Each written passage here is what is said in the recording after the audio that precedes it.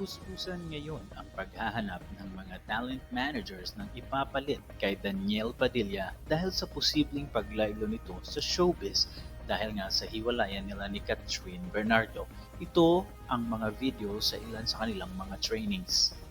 Titingnan natin ngayon kung itong mga nag-workshop sa akin hindi nakakalimutan yung itinuro ko sa kanila.